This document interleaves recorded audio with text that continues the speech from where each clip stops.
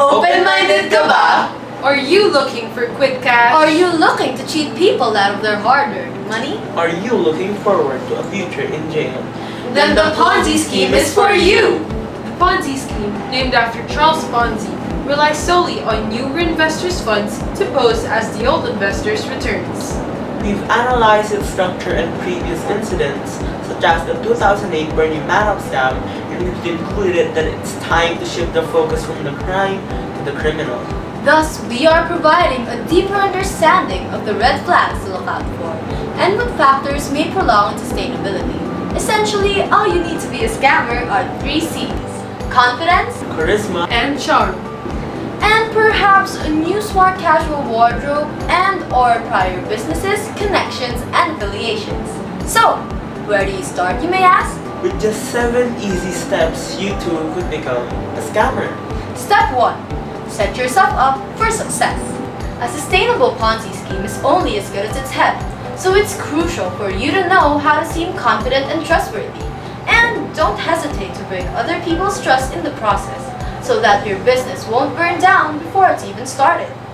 One must develop the ability to both lie and juggle prior to establishment. What you need is charisma and luck. I cannot stress this enough. To undertake your scam, one must be witty, charming, pleasant, modest, and gentle. Then develop a timeline of objectives to reach to make sure that things run smoothly.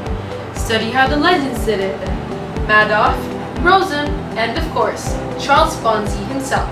Step 2. Create a name for yourself. Make it big so you could be bigger. After ensuring a smooth start, you must establish yourself as a trustworthy businessman that people can leave their money with. Take a page from Bernie Madoff's book. Establish a legitimate enterprise. However, it'll only convince people that you're good at what you do if your business has a successful track record and is consistent. Connect with the higher public. This is the most useful step. Socialites, Wall Street wolves, the rich and mighty. Know the names you need to know, and make sure they learn of yours. But always remember to have your own back. You never know with the people you affiliate with. They could just as easily betray you by taking the money for themselves or informing the authorities. Step 3. Attract investors to your scheme. Investors are the Ponzi schemes like bees are the flowers. As the scheme is heavily reliant on the investment and subsequent reinvestment of people, it is important that you create an aura of successfulness and attractiveness around the business itself. To do this, give them the old razzle-dazzle.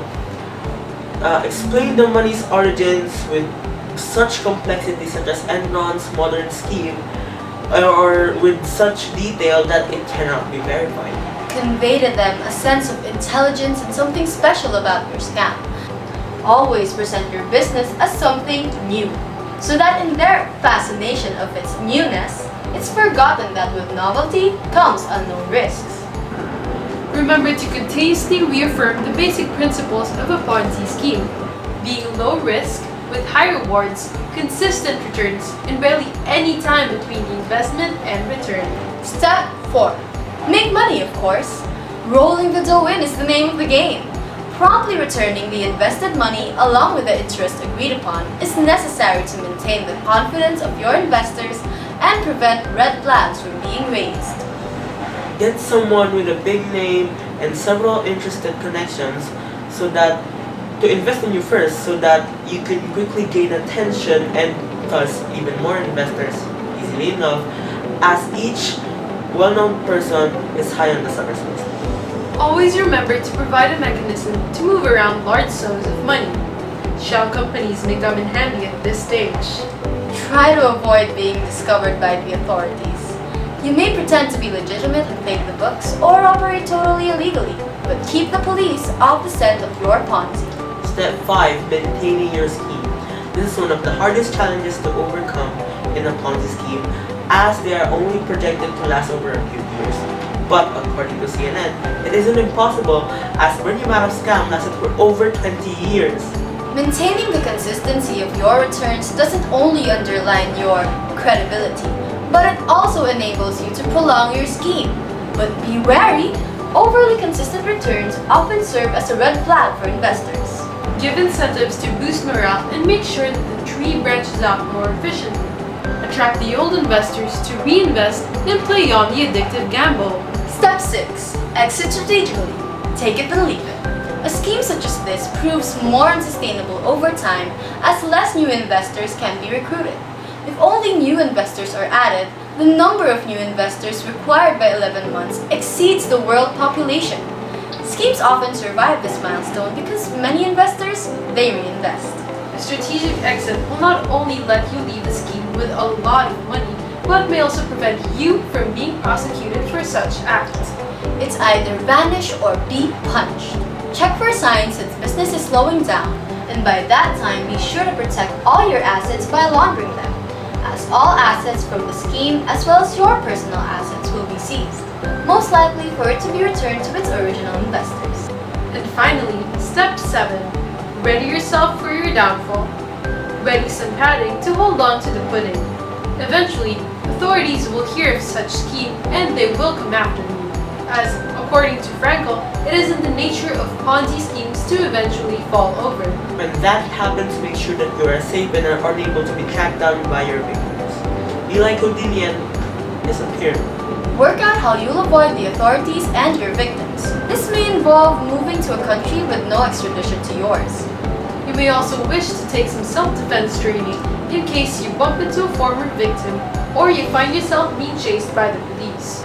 It's probably best to plan some hobbies to keep you busy in prison.